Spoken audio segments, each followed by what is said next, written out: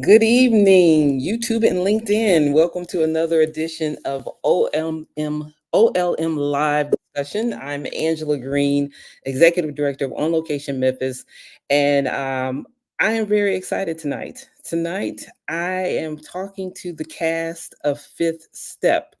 I know many of you are probably seeing all of the marketing and the promotion that we're doing on social media and in print as well. And we're very excited because this is a part of our workforce development beta beta testing program that we've been doing. It's been a little over a year that we've been working on this, and this is the culmination of everything that we have been doing. And I'm just very excited to talk to all the individuals who have been a part of this project with me, who have basically come along with me and said, yes, we will help you do this. I want to first acknowledge our sponsors. We had hello, Sandra. Good to see you tonight.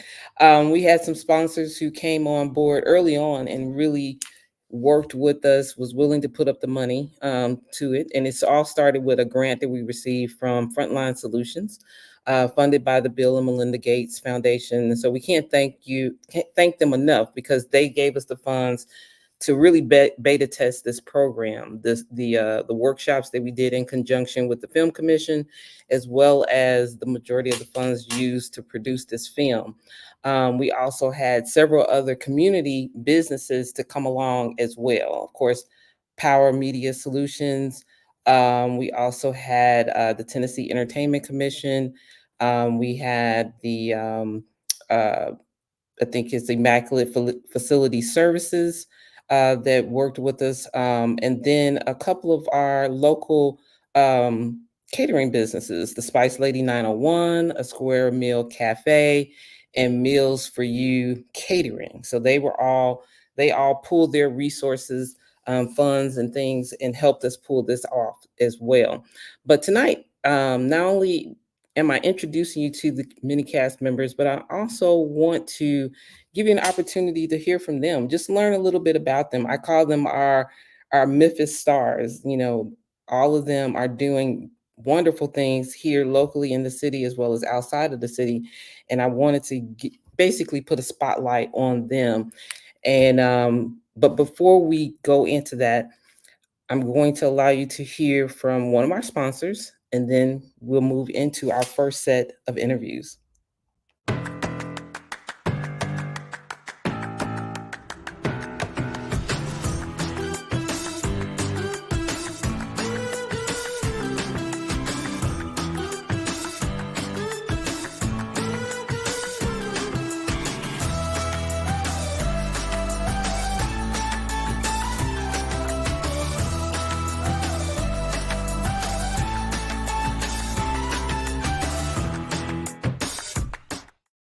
All right, and we're back. So this film, it is a short film. It's about 29 minutes long, and the story is primarily centered around brothers. They're actually fraternal twin brothers, Owen and Spencer. They're the main characters, and it's a lot that's going on. It's a lot of family dynamics that's going on with that, and as well as the lady, the main lady of this film as well, in their relationship and her relationship with the brothers. And so I want to introduce to you first and foremost Keenan Walker, who plays Spencer, and Cynthia Jones, who plays his wife Tamra. Hello, how you all doing? Good, good. How you doing? Doing fine. I'm glad you all were able to make it on tonight. I appreciate that, and really everything that you all have been doing to help support the project and to get the word out there. Um, I first and foremost, you know, I've been knowing both of you all for years, many years. But I say outside of Tremaine, who plays Owen, I probably have known Cynthia the longest out of everyone. We go way back to when I first moved to Memphis, and we met at church. And I think you and your husband were putting a business together, and I'm working over at the I think it was the what was it, the SBA, I think it's Small Business Administration or whatever. Mhm. And but during that whole time, I never knew that you had aspirations to be an actress. So when did you get bitten by the acting bug? Well, Angela, you didn't know, but I was doing commercials along the way. I have done Okay. plays in college, but commercials was pretty much what I was doing. And I did it because it was fun. Not so much. I'm unfortunately. I want to say, fortunately, I'm working with some top-notch actors and actresses in this particular film. But it was just fun to me, and this is fun to me. But I really have always dreamed of writing. And so this, to be able to see things behind the scenes and how a movie's put together, really is going to help me take it to the next level. So that's why I'm excited about this, to see the ins and outs and to be a part of something as wonderful as this has been. It's been undescribable. I tell people it wasn't on my list, but hey, I did it now. And now I'm like, I got the bug. I don't mind. Matter of fact, I'm going to be like the young lady who wrote Abbott Elementary, the writer and the actress. And Right, yeah, do both. right, yeah.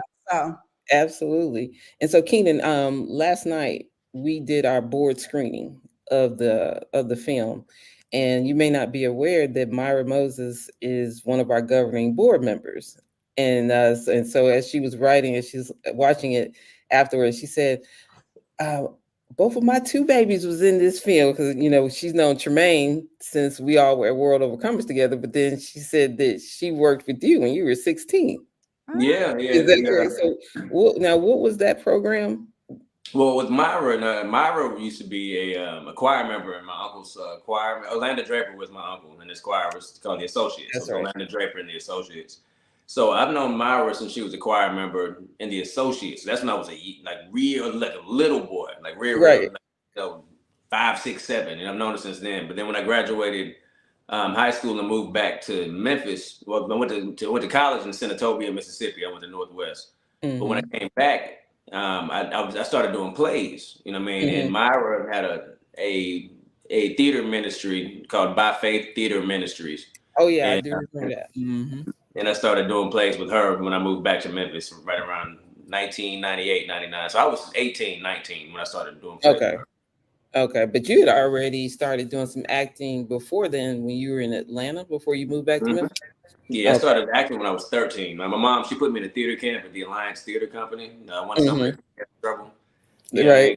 I was in a lot of stuff. You know what I'm saying? Right. Single parent household, only child, and she was working and going to school. So to try to keep me occupied, she put me in a theater camp.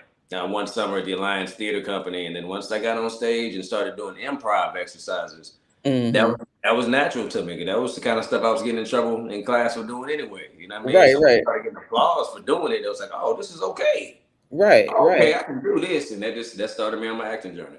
So I know you've been doing quite a bit of film work locally here. What have you seen? I guess you could say how the film community has grown over the years, because Memphis is primarily known for music.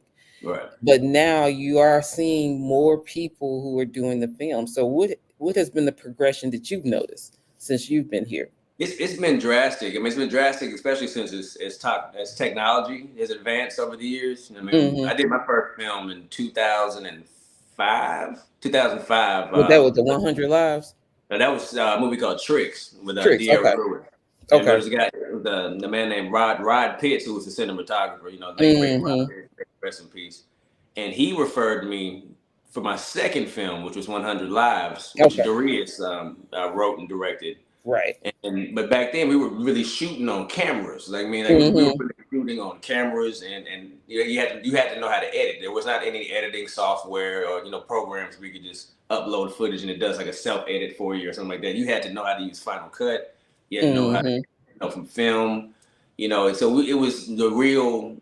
It's kind of crazy to call it old school way because it wasn't that long ago. Right, right. But it was you really had to be skilled in how to shoot and edit and how to put a film together. So because of that, film opportunities in Memphis were very few and far between. There weren't a lot of major productions that were coming through, and the independent work that was going on was slow. So you had to kind of catch a project as it happened. You know what I mean? So at that time I was doing film and theater. I did a lot of theater and kept doing theater. Been hopping to film as the opportunity would come available. But now, man, filmmaking is probably the easiest that it's ever been, for better or worse, because some of what being produced, because it's so easy, a lot of the skill that you had to have in order to make a proper film, you can bypass that nowadays and just edit something together and get it out there, and there's outlets for it to be seen. And for the people who are very talented and know what they're doing, it makes that process easier. And for people who have absolutely no idea what they're doing, it makes it easier for them to not have to learn. So I think it helped in one area, but at the same time, it kind of hindered in other areas. It's kind of a double-edged sword, so to speak, because you got so much content that's out there. I mean, and you think about it, Tubi, pretty much it made its name on the fact that the movies were so bad. People were kind of logging in just to see how bad the films were. Right. But I believe in time, Tubi is going to probably level up, where people are going to have to do better and get better to get, on those streaming platforms. Yeah, I think they are started. I think they are kind of cracking down on the qualifications to get on Tubi now. I think at one point they were just kind of accepting anything, what I mean? And I call them train wreck features, you know what I mean? Like, you don't want to be a train wreck, you got to look at it, right? It happens, because right. But now I think they're kind of cracking down and putting more of the focus on the quality that they're uploading. Right, absolutely.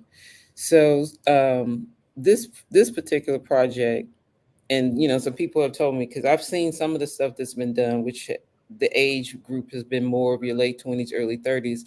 But when I wrote this particular piece, it was specifically for someone who was in their late 40s, early 50s. Have you found that refreshing to be able to basically, have you seen more roles that are falling within that age range, or are they mostly on the younger side? I think both, now both of you all. Yeah, I think that that's Cynthia. Go ahead. Yeah, I was gonna say, when I watch and see most movies out there, to me, you don't see a whole lot that focuses on the mature audience. I guess it depends on the theme or the topic that's out there, but usually you don't see that much. I don't know, Keena, have you seen more focused on the mature audience? I'm seeing more projects in it, like I said, the 40-something age range, playing fathers, playing like young fathers, parents, and things of that nature. Which, I will always feel young. I personally will always feel like that. That 19-year-old who hopped on stage, and when I came back to Memphis, the 13-year-old who hopped on stage when I first started, and the 25-year-old who hopped in front of a camera when I first started making films. But I'm getting old, you know what I'm saying? So I'm at the point now where I'm having to shift into playing, the father role, the parental figure roles, the mentor roles, and finding a space in within those kind of characters. And I'm seeing a few more of those opportunities coming. Well, that's good. Yeah, hopefully we'll see more writing like that as we move along, with On Location Memphis and the training and things that we're doing, but then also as other people come into the space. So I want to thank both of you all for coming on tonight. We are going to, we're going to officially release the trailer. I know it's been floating around out there, but we're going to officially release it tonight. And we're going to talk to our special guest, who was the special guest of the film. But I just want to thank both of you all for joining me. And we're going to take a quick commercial break, and then we'll be back with our next guest. Thank you, Angela. And thank you, Keenan. And thank you, Cindy. Power Media Solutions, where your vision meets our expertise.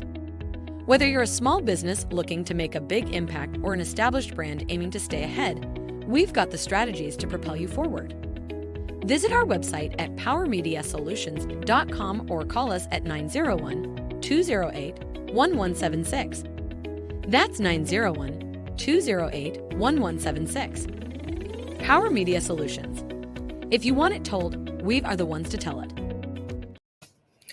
Right, and we're back. when we were structuring this particular film, which we knew it was going to, well, we didn't know if it was going to be a short film. However, we knew it was going to be a small cast. We knew we were going to have limited locations.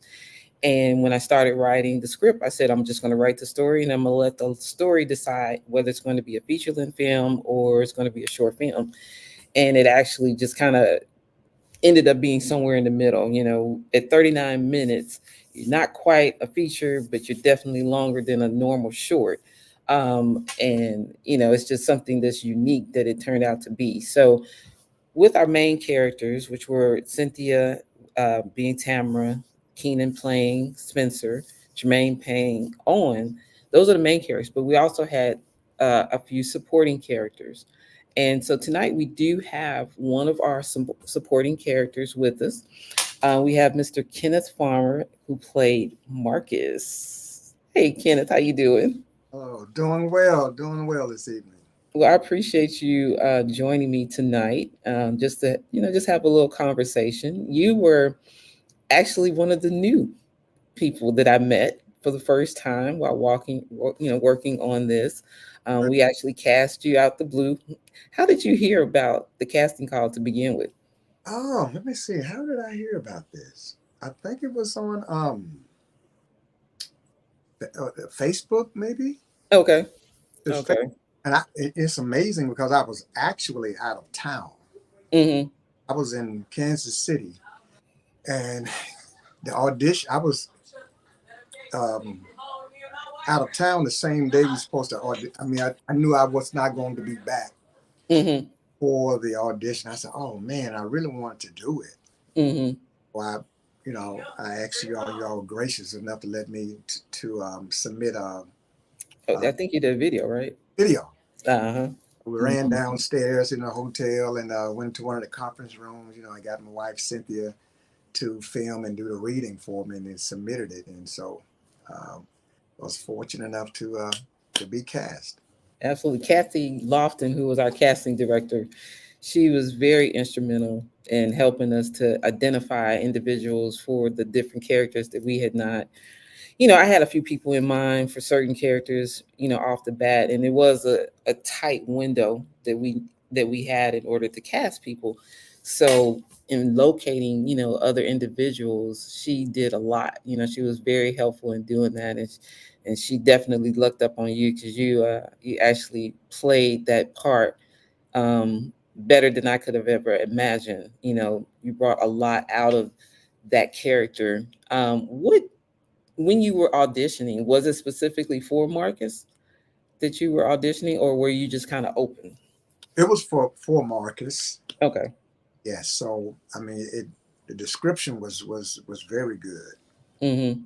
Exactly the type of character that Marcus, was, and so read it a few times, and hey, let's go downstairs and let's go over it a few times and let's do it. I mean, when I do characters, when I read, I've just been blessed with that gift that I can actually envision the character, automatically go into what the all of the nuances of the character, and then I start reading and putting the dialogue together. So I already knew, okay, Marcus is this type of person, mentoring, older, and and I also have the gift of where I can, as far as aging, I can age accordingly. I mean, I'm 61. A lot of times that I don't cast for 60. When I first started, I was in my late 50s, and a lot of people, oh, he does not look. But I can, depending on the age, I can do that. I can range, go up or down. I can do late 40s, or even late 60s. Depends on how I age my voice and the mannerisms, so forth and so on. So I say right at about, I would say, is early 50s. Okay. Very mature, professional man, Mark, and he was Owens' sponsor, so it was more of a mentoring type character. So another one of our supporting characters was Bobby. And this gentleman, I actually almost begged him to, to audition because we really didn't have a lot of people um, who auditioned for Bobby and wanted to play it, but I knew he would be perfect for it. And once I found out that he was acting, then I was like, okay, come on, just do it. And once he did it and he was willing to do it, we really didn't look that much further. So I'm going to welcome to the virtual stage Mr. Ronell Roth. He was a natural. Right. Hey, Ron. Hi, Ronell. Welcome. What's up, everybody? How y'all doing? Welcome to you too. So I know I begged you to play this character. Oh, you didn't beg me. You didn't beg me. It was an honor to play Bobby. You did an excellent job with Bobby. What were your thoughts when you first read that character? What did you think about that specific character? When I first read it, I was like, ooh, this is pretty good. This is interesting. I liked where Bobby was going, but wasn't 100% sure if he was going there. It's almost like you're reading something or watching something and you're already trying to predetermine what the end is going to be. Mm-hmm. Like based on how he was moving through the script, I said, okay, he's probably going to do this, he's probably going to do that, and I was wrong. He didn't do any of the things that I thought he would do. So that was good because he wasn't predictable at all. So I really liked that he wasn't predictable because Bobby has the role to where you will automatically categorize him as either a bad guy or a good guy. So put him in that lane and you be like, okay, this is what the good guy would do. This is what the bad guy would do.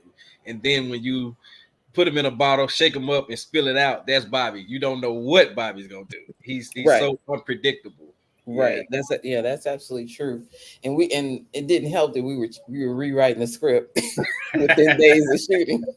but y'all did well with it. Y'all did really, really well with Bobby. I was just hoping that I could make the character come to life, jump off the script of the pages and do something to where it was exactly how you envisioned it and wanted it to be, because I considered it an honor to be asked to play Bobby. It's not every day you asked to be in a script like that, so I was like, let me make sure I pay attention to the key notes of what they're trying to make Bobby say and what they want Bobby not to say and do. So just trying to be on point with it and giving my best effort. So I know, Kenneth, you have experience in film. Ronell, was this your first film or had you done a film as well? I had done a mini series prior to this. Okay. So I did a mini series, but that was probably about 4 years ago before this. So it's been a minute. Okay, so you mostly were doing theater. Right, mostly just doing theater commercials here and there, modeling, things like that. So this got me, back into film. So Kenneth, why don't you share some of the projects that you've worked on? Because I know you were one of our veterans on set as far as experience in shooting film. It's funny you should ask that, because a lot of people ask me, so how long you been doing this? Okay, so to me it was almost like it was two segments of my life. Started, like you said, I was just doing plays. I did just about every theater circuit here in Memphis, Circuit Playhouse on the Square, church plays, commercials and whatnot. And so that's just where it was. And then 2016, another chapter turned in my life. Okay. That's when it hit like a whirlwind. I was almost about ready to say, you know what? I was getting up in age too. I was 50, 51, 50, 52, 54, somewhere in the early 50s. Auditioned for a role that was filmed here in Memphis. You remember Sun Records? Yeah. I was cast for Reverend Brewster. Oh, okay. Reverend Brewster. So that was my first, I would say it wasn't a major role, but it was a big principal role. Big segment. And then it seemed like after I got cast from there, then I got I got cast maybe a few months for a series. Okay. I played a regular character with Billy Ray Cyrus and Still the King. Mm-hmm. Mm-hmm. I'm still kind of naive, I don't Right. background. I'm like, man, and then the next movie, I got cast with John Travolta. Oh wow. Okay. Another, it's like it was just popping, like everything that I was Right. for. I was like, Right. everything I touched was turning to gold. And And so, yeah. yeah, And really it was all major productions all major production. starting out. I haven't did a lot, but the few that I have done were major. So that just kind of fell in my lap. So I was like, you know what? Maybe, the creator is trying to tell me you try to jump out a little bit too soon. Right, right. So he just let me know. So I was very fortunate and blessed to have those. And so now I'm just honored now to take the experience that I've had in those 7 short years Mm-hmm. now to share it. So now you haven't even mentioned the one that I know you for. Oh, that's right. Yeah, Alex. Alice with Keke Palmer. Yeah. So that was so like you say, from 27. Ooh, no, that is only 3 short years. So 2016. So in 2020, Mm-hmm. I was during the pandemic. So that was a world chapter. Mm-hmm. I had started becoming frustrated because I wasn't, after that, you kind of get used to that. Right. Pandemic hit, and so I actually changed. I didn't change. I added another agent, Okay. Atlanta, and I was surprised that when I submitted for it, they actually called me during the pandemic. I still have not met him in person yet. Oh wow. Okay. Zoom meeting, and asked me, what did I think? How did I see myself benefiting, the agency? How did I see myself? What kind of roles do I see myself, playing? Mm-hmm. So I only had one film from that agency, but it was the biggest film, a project of my life thus far, and that was playing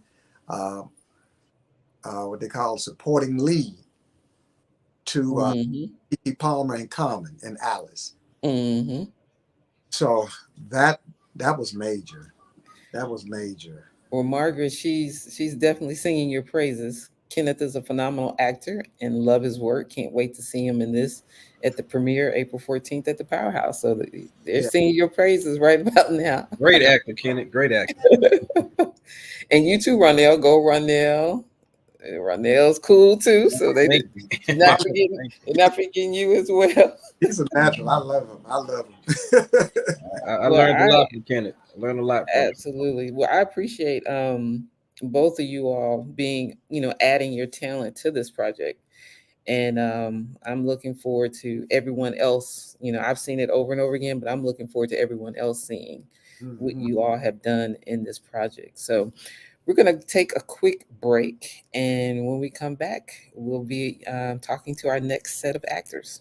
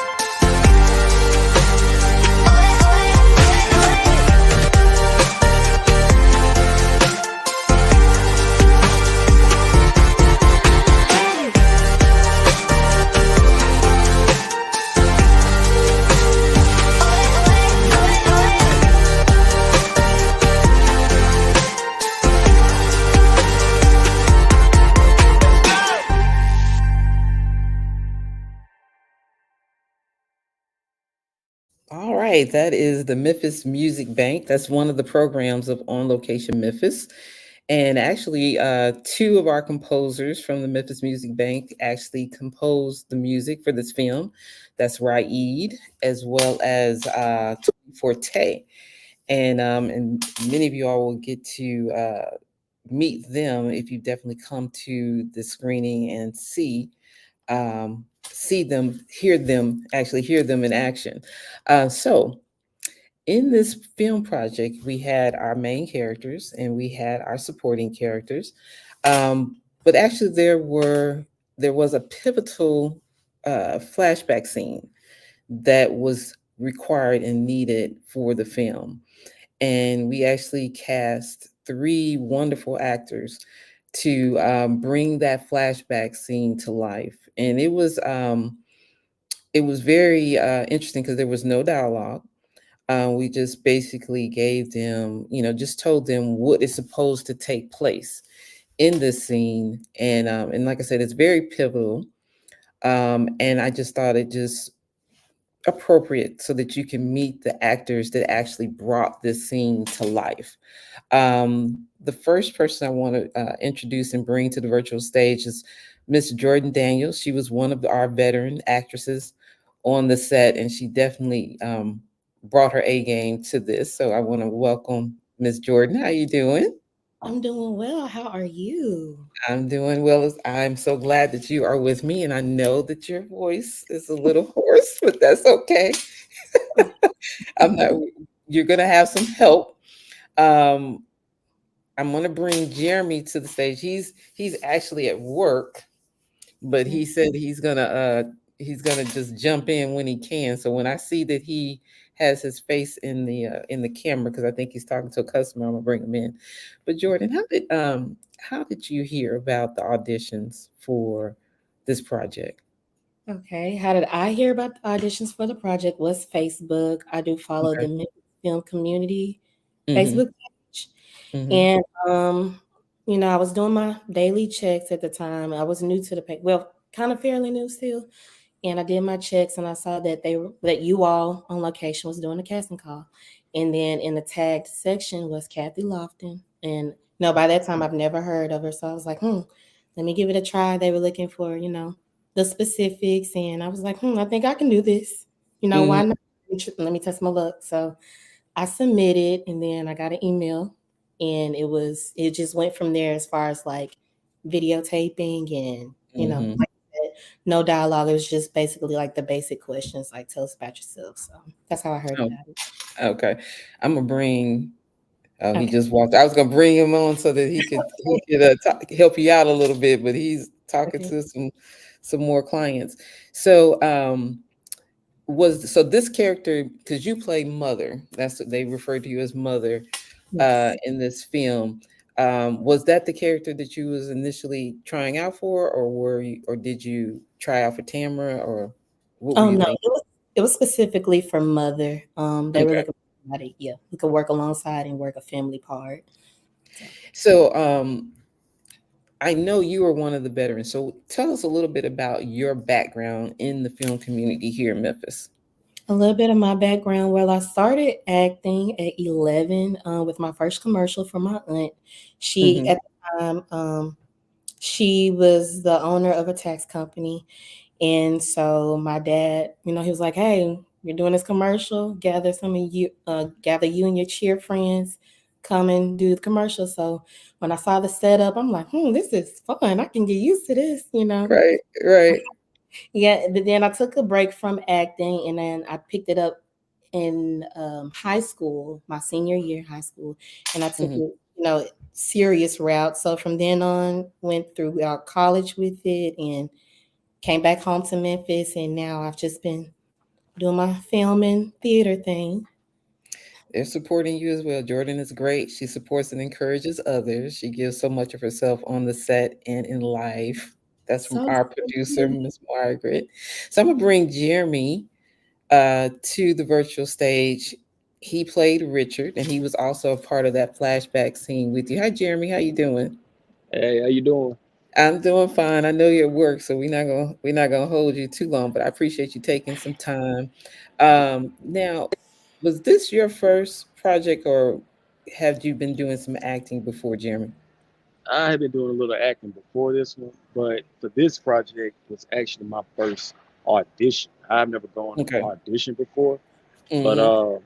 I have did NBC's Young Rock season 3 that was filming Okay. in Memphis, and I played a DJ for a show that was going to be aired on BET called Curves. It was Mm-hmm. like it was a Oh yeah. spinoff, yeah, Curves. So it didn't happen because Mm-hmm. of COVID, The because COVID pilot. knocked Okay. everything. So that never got aired. So that was an opportunity I was able to pursue and be a part of. But basically, I really got into it like my last semester in college. Uh, Okay.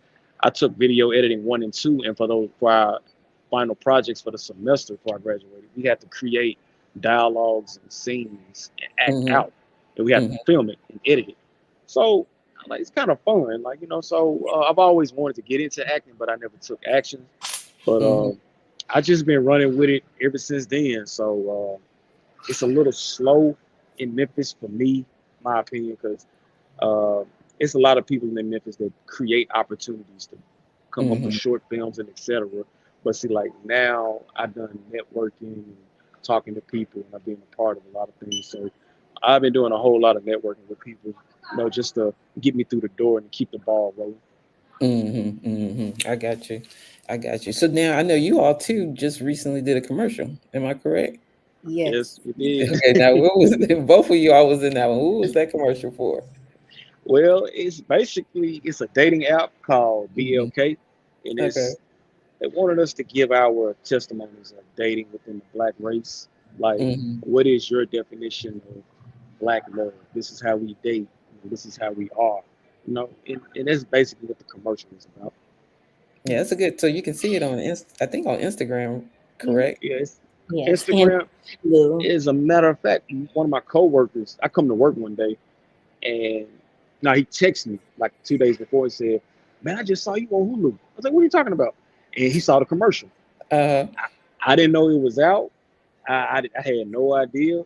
But when I came to work, he told me, and then I started getting a lot of messages. Like, "Man, I just saw you in a commercial. What you got going on?" So I posted on my Instagram, and right to this, even today, I'm still getting notifications and messages and comments. And I had posted like 3 days ago, and Mm. like it's very overwhelming because I've never, experienced this before. So, but I can also get used to it though. Right. How about you, Jordan? Are you finding people are responding well to it? Yes. The first response was definitely social media, and Mm. then work, and I was confused. I hadn't seen it yet, and then I Right. finally saw it, and I was just like, "Oh, that's cool," It felt pretty Mm. good, and they told us it is currently the number one, Black dating app for Black singles. So Okay. that's pretty cool. It was Okay. very rewarding feeling. Excellent. Excellent. Well, I appreciate both of y'all. Your Thank talent that you brought to the project. I think people are going to love it. They're going to really, they're just going to really feel what you all did together on that project. So we're going to take a quick break. And then when we come back, we're going to watch the trailer for Fifth Step. And then we have a special announcement. We did have a special guest that was a part of this project. He brought his expertise and his experience as well as his star power to this project, and we are looking forward to announcing him and speaking with him for a few minutes on this podcast. So we'll be right back.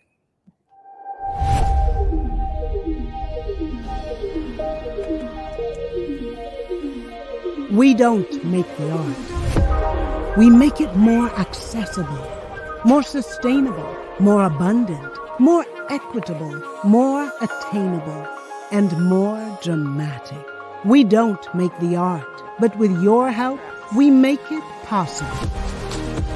Arts Memphis, working behind the scenes for 60 years to grow the foundation of Memphis's arts.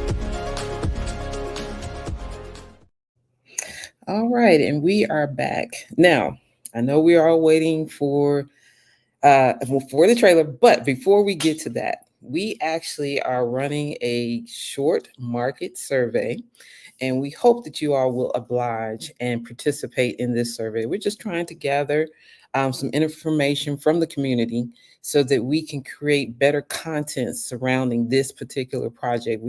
There are a lot of important themes that are brought forth in this project. Fifth step is the fifth step of Alcoholics Anonymous 12-step program. And so this film is focused on the fifth step.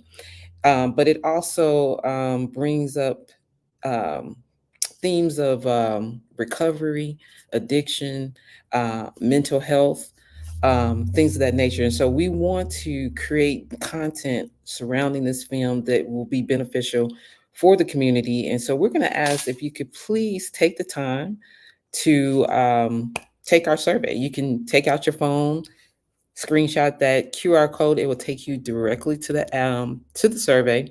The survey will not take no more than 3 minutes.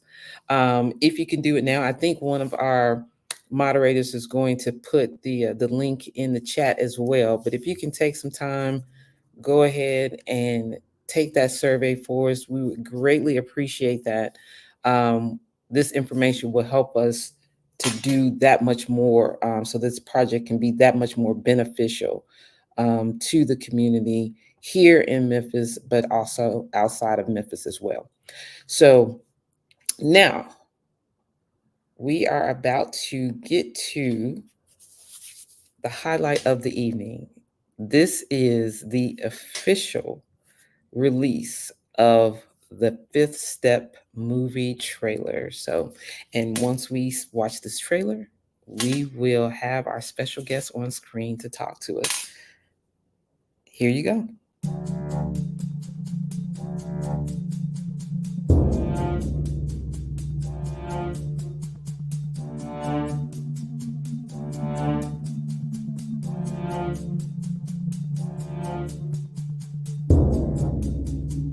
I'm outside my brother Spence's house. I did. And I left him messages. He hasn't returned my phone call. I have to talk to him today. Well, Owen, you've been sober for a year, and that's good. That's good. But I still don't know where you are with your fifth step. You wasn't worried about my convictions when I got you that job. I don't believe you. The only person you care about is yourself. I mean, what did Bobby tell you? Bobby told me that Mr. White has put a hit out on my life.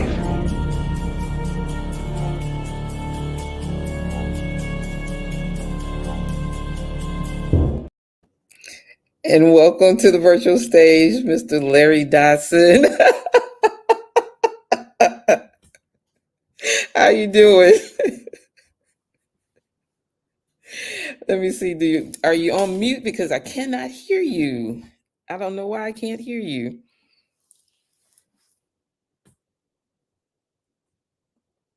Let's see. There's the mute.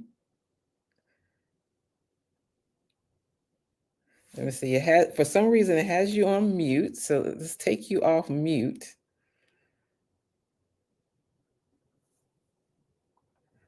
Yeah, you'll have to take it off on your end. So I'm gonna let you. Let me see. I'm gonna let you work through that just a few minutes. But while you're doing that, I'm going to bring another one of our actors to the virtual stage. I'm gonna let you work on that right quick. This gentleman, I told you at the beginning that other than one other person, Cynthia was probably my oldest friend on this film project. Well, who I'm about to bring to the virtual stage now is actually my oldest friend on this film project. Him and his wife, which they weren't married at the time, were probably the first two friends that I made when I first moved to Memphis. We've been friends ever since, even when we drifted apart and they opened their restaurant and did their thing, and I went off with the law firm and did my thing. We still were connected as brothers and sisters. And I always knew that if I needed him, I could call on him and he would come. And that's exactly what he did. Because I pretty much, when I wrote this script, I was like, I texting him, calling him, everything. Come on, I need you to do this part. I need you to do this. So I want to welcome to the virtual stage, Mr. Tremaine Morgan. How you doing? Hello, I'm doing good. How you doing? I'm doing fine. I'm doing well. I'm glad you made it. I can see you in your car. Yes, and as a matter of fact, so I'm at another movie premiere of another actor friend of mine, and I was like, I saw my text, I was like, oh my God, let me run out of here right quick. So trying to, support others that's out Absolutely. there doing some things too. And but I was like, I got an obligation, and I committed to this, so I got to get out here and Well, get I on here. But appreciate it. congratulations, that Thank trailer you. looks great. Awesome. Beautiful. I Looks mean, good. we did. We did it. We did it. I think, man, I was like, when we were back at World Overcomers, I think that's when you first picked up the acting bug, wasn't it? No, Okay. it started way before that. Okay. I started acting back when I was in like third grade, Okay. and it just kept going from there. By that time that I got to World Overcomers, I graduated from Overton High School, creative and Mhm. performing arts, and so I had been doing things. You know, went to governor school when I was in high school, which was really it was an amazing time. We did a Midsummer's Yeah. Night Dream here and just around phenomenal actors and actresses and had a great time. And, so yeah, but it all started in the church for me. Even in third grade, Mhm. that was in the church. And so Mhm. coming back to World Overcomers coming to World Overcomers, I should say, it was coming back home in a sense, coming back to the Mhm. church and getting involved in acting. Because at that point, I think, I was kind of in a situation where I was like, I'm not sure if I really want to do this acting thing, I don't know. Right. And my mom called me and she was like, church doing play, you need to go audition.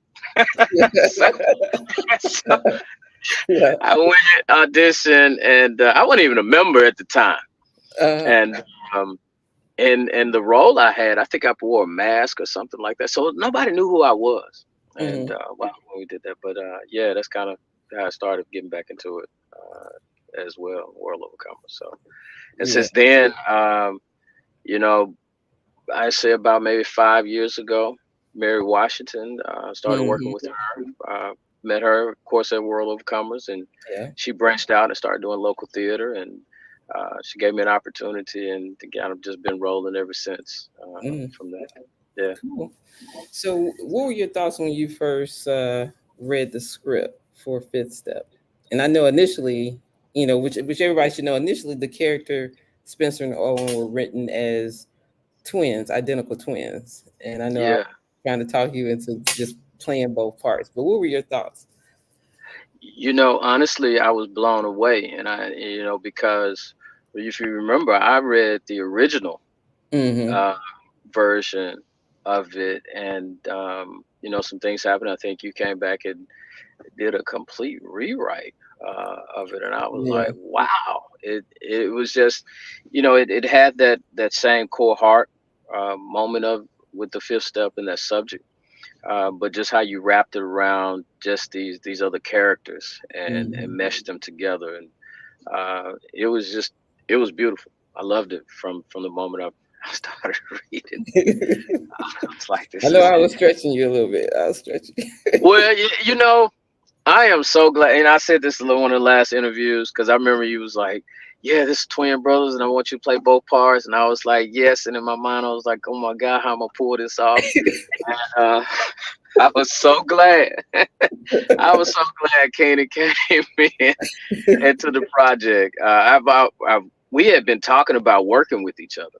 We've Mhm. seen each other in the acting community, and we just had never had that opportunity. So to get the opportunity this time around to work with my brother, it was that in itself, and all the other actors and actors too. It was just Yeah. amazing. I enjoyed it. Yeah.